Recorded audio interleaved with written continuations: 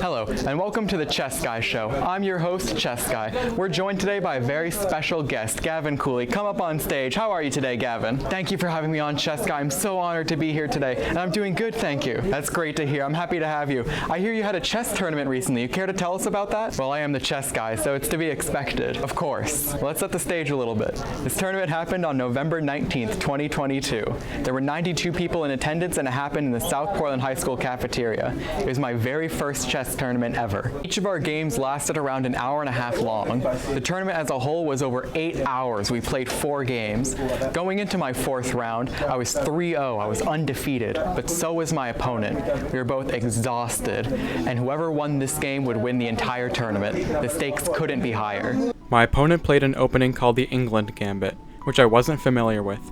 I knew the first 2 moves in response to it though, taking and playing knight f3, but I didn't know anything beyond that. The middle of the game proceeded in a very standard way. We both developed our pieces to the center of the board, although mine developed in a slightly more favorable way. Now, to strike in the center of the board, Black plays pawn f5, but this is the first major mistake of the game.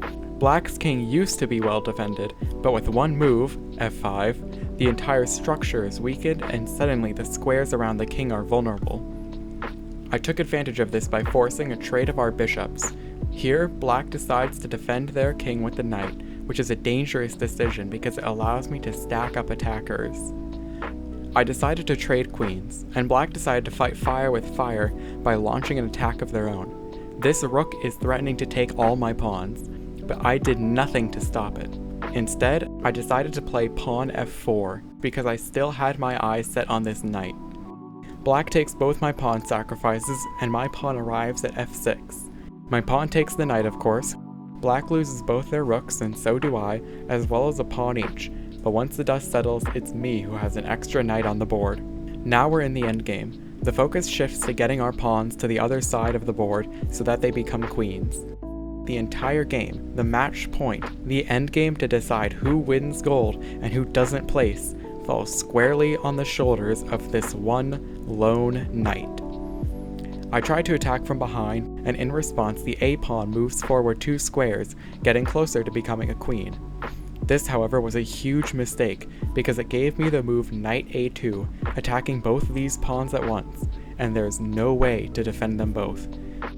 I captured the pawns and marched my king over to escort my own pawn to the end of the board. Seeing that victory was impossible, and after 48 moves and over 8 hours of playing chess, my opponent decided to resign, forfeiting to me the first place trophy. And that is the story of how I went undefeated in my very first chess tournament.